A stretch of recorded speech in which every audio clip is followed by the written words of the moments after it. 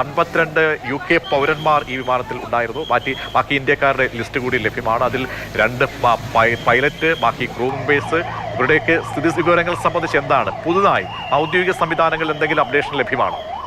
പ്രജീഷ്, അഭിലാഷ്, ഒരു കാര്യം അതിന് മുൻപ് ഒന്ന് പറയുന്നു. കാരണം നമ്മളിപ്പോൾ ഇതൊരു കുറച്ച് ഏർലിയാണ് നമ്മൾ ഇതിനെക്കുറിച്ച് പറയുന്നതെങ്കിൽ പോലും ഒരാളുടെ കുറിപ്പ് എന്നത് കഴിഞ്ഞ 7-ാം തീയതി ജൂൺ 7-ന് ഇതേ ഫ്ലൈറ്റിൽ ഒരാൾ സഞ്ചരിച്ച ആളാണ്.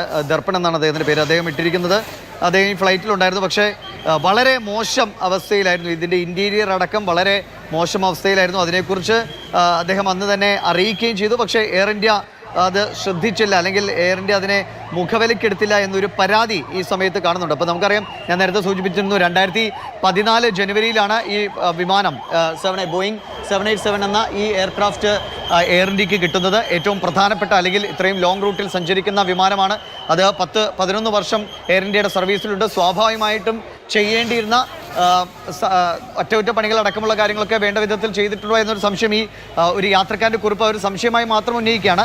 ഒപ്പം നമ്മൾ ഈ പറഞ്ഞതുപോലെ പേരുകളിലെ മലയാളി സാന്നിധ്യമാണ്. അത് ഗോപകുമാരൻ നായർ എന്നയാളുടെ പേരാണ് നമുക്ക് ആദ്യഘട്ടത്തിൽ ഒരു മലയാളിയായി കിട്ടുന്നത്. അദ്ദേഹത്തിന് 55-ാം നമ്പർ പേരിലായിട്ട് ഗോപകുമാരൻ നായർ എന്ന പേരുണ്ട്.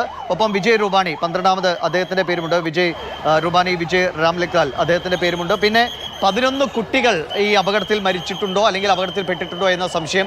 ഏകദേശം 60-ലേറെ വിദേശികളുണ്ട്. അതിൽ പ്രധാനമായിട്ടും ബ്രിട്ടീഷ് പൗരന്മാരാണ്, ചൈനീസ് പൗരന്മാരുണ്ട്, പോർച്ചുഗീസ് സ്വദേശികളുണ്ട്.